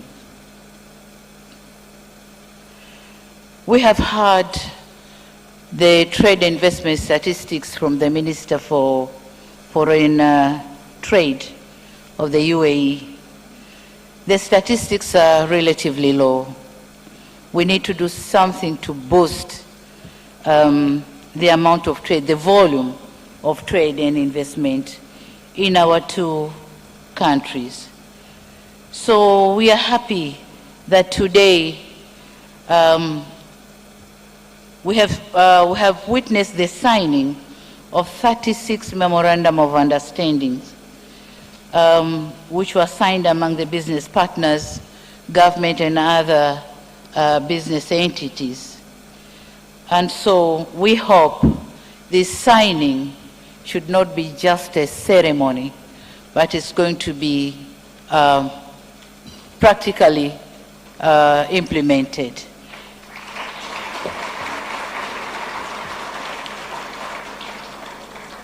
I'll be standing ready to witness the practicability of what is signed here today.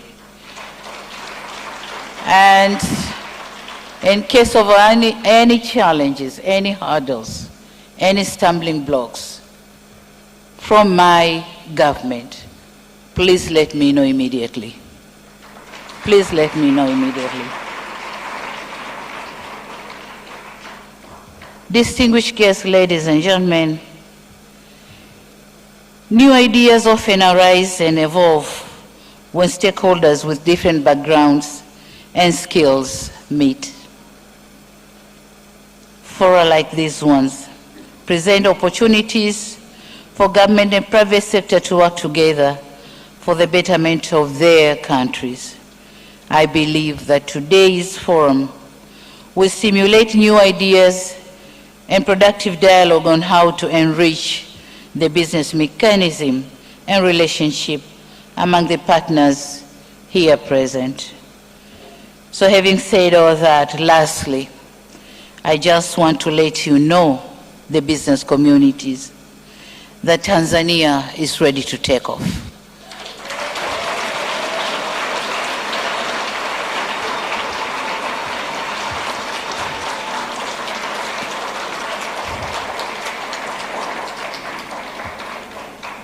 We are ready to take off, and let's fly together. Thank you very much for listening. Asante sana.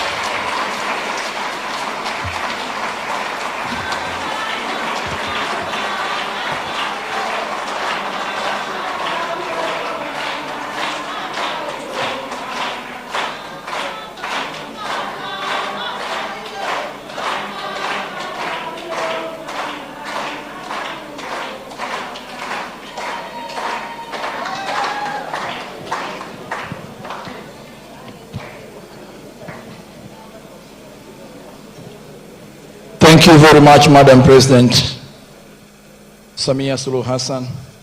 Now, ladies and gentlemen, please welcome Honorable Advocate Omar Said Shaban, Minister for Trade and Industrial Development, for the vote of thanks. Karibu sana mzee.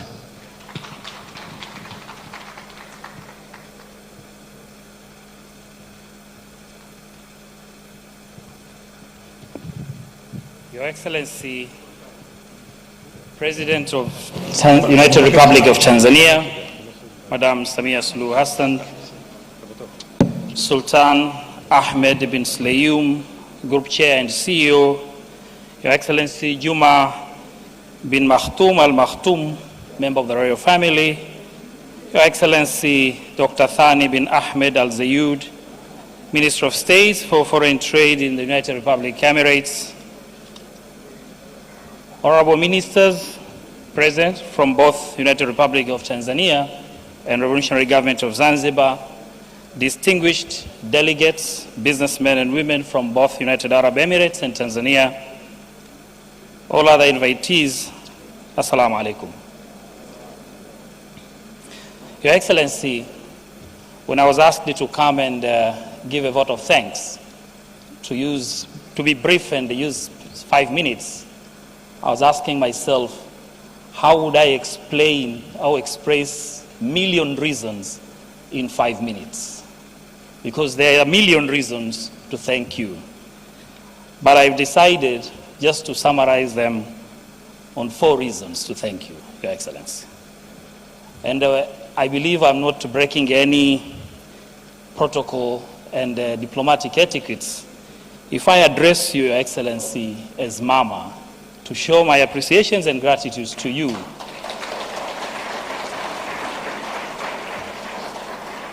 As I'm expressing my vote of thanks. Mama, we thank you for being champion of change.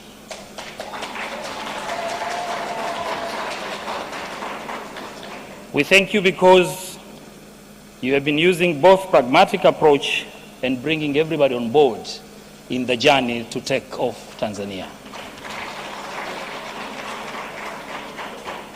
Mama, we thank you for being friends of private sector.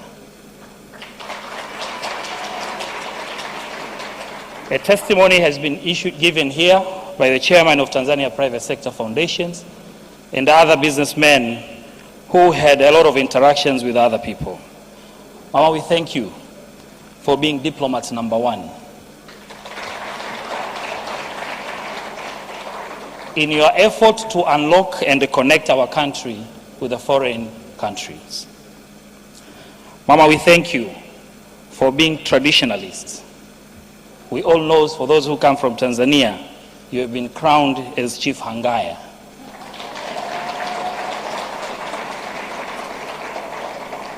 And you have been showing your support to our traditions and customs everywhere you go. Mama, I just want to let you know that yesterday there was a video going viral showing you how excited and emotional when you are following your Tarab music.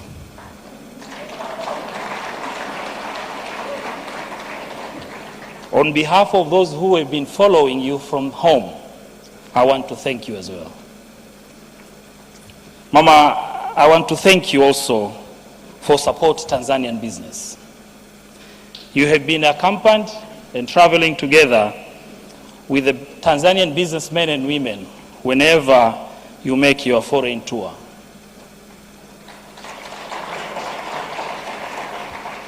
You just come from Brussels and France. You just went back home for a few days, and then you come here to Dubai, also accompanied with your sons and daughters who are Tanzanian businessmen and women. It's my pledge as well, Mama, that, and if I'm sure it's not possible by now, but if it would be possible, I would also ask you from here to travel to Morocco to support Simba.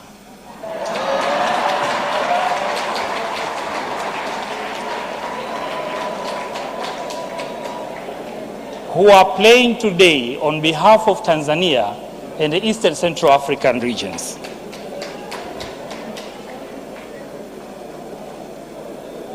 Mama, after thanking you, I also want to thank, on behalf of the organizers, all our sponsors who have made these missions here in Dubai possible. I know there are many, but I want to thank you all for your support. Asante sana, assalamu alaikum.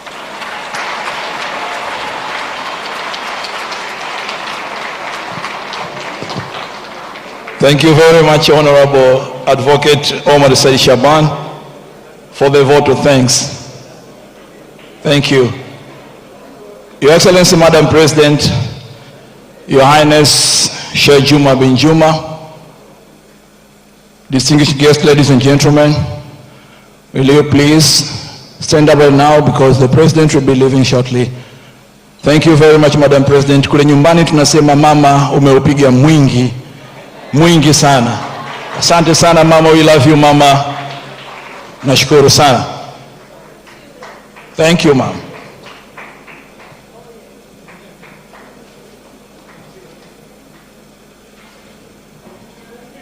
While the President and the Royal Highness will be leaving, ladies and gentlemen, let's keep on networking.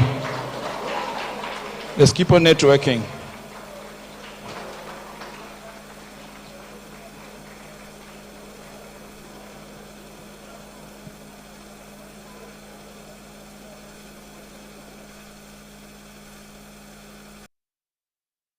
Kuwa wa kwanza kupata habari za kila aina kupitia chaneli yetu ya YouTube ITV Tanzania. Cha kufanya, ingia YouTube, halafu tafuta chaneli yetu ITV Tanzania. Usisahau kubonyeza subscribe ili uweze kuunganishwa nasi kwa taarifa zetu zote. Kumbuka pia kuruhusu notification ili ujulishwe kila wakati tunapoweka taarifa mpya. ITV Tanzania, njia pekee ya kuhakikisha hupitwi na habari yoyote. ITV Daima.